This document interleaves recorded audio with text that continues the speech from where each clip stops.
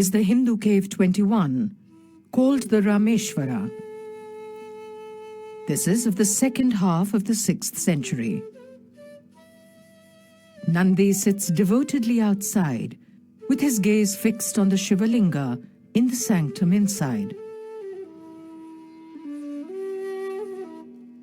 The cave has some of the most refined sculptures at Ellora. These include Shalabhanjikas as bracket figures and river goddesses made outside.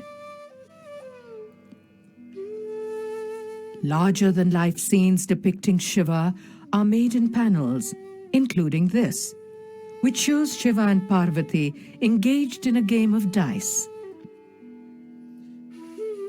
In the Indian tradition, the deities are made in a human manner. There are depictions of their family life and emotions.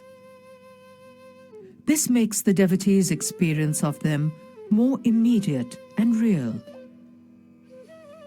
The deities are, after all, personifications of ideas and qualities which are in each of us.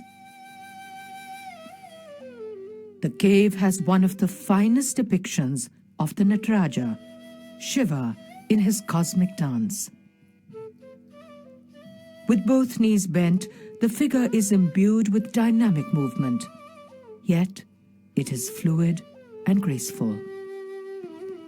And with all the movement around, the face conveys a sense of stillness and sublime peace. The continuity of life, in fact, the continuity of reality is a theme that is directly addressed in Indian mythology as well as Indian sculpture.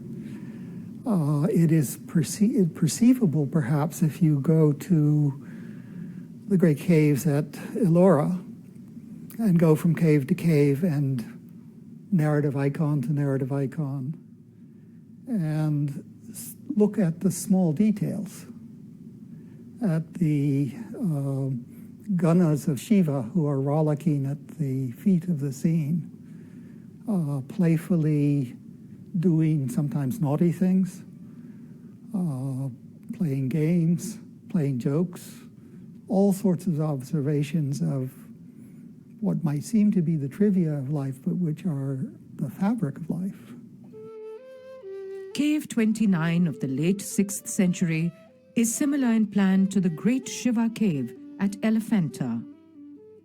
The scale is vast, and the effect of the sculpted panels of Shiva is dramatic.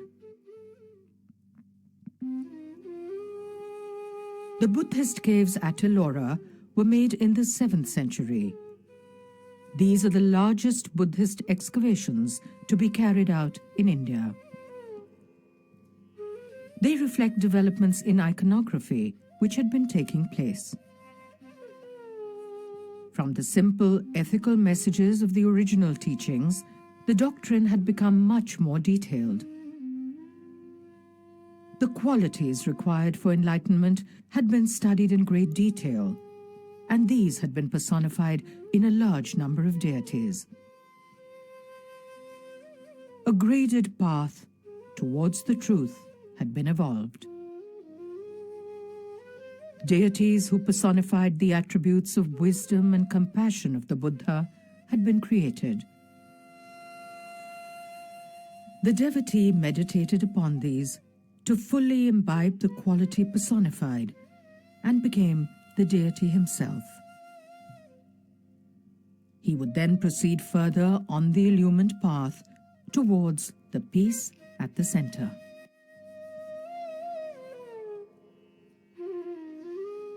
The last Buddhist Chaityagraha, with a stupa to be excavated, is Cave 10 at Ellora. The stupa has all but disappeared behind the figure of the Buddha, which has become much larger than it was at Ajanta in the 5th century.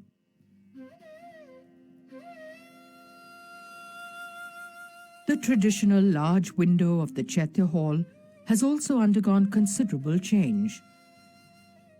It has lost its vast size and grand simplicity to become smaller and more decorative.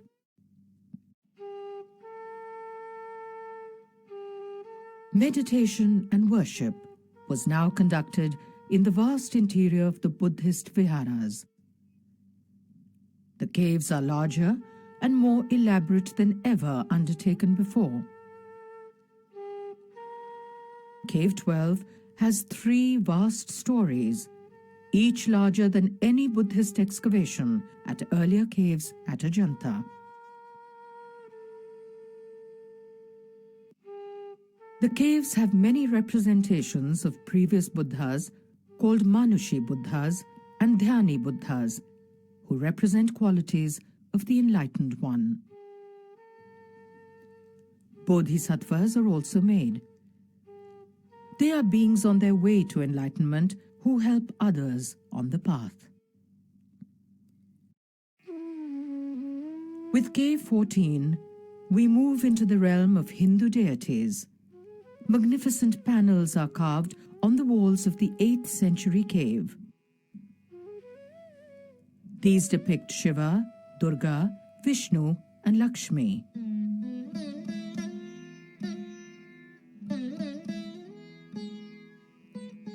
Shiva, performing the cosmic dance as Nataraja, holds us spellbound.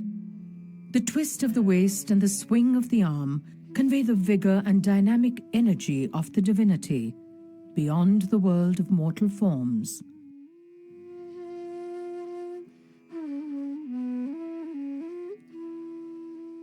Cave 15 of the middle of the 8th century has some of the finest and most expressive carvings at Ellora. The cave has 2 floors, of which the upper one has magnificent sculptures. The left wall has depictions of Shiva made with a dramatic intensity. Here, he kills the demon Andhkasura.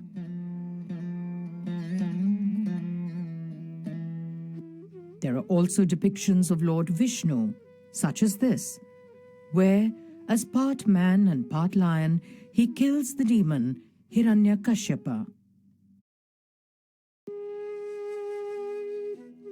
The grand climax of rock-cut architecture in India is in Cave 16, the Kailashanatha temple. This was excavated in the reign of Tirashtrakuta king Krishna I, who ruled from 757 AD to 793 with his capital at nearby Paitan.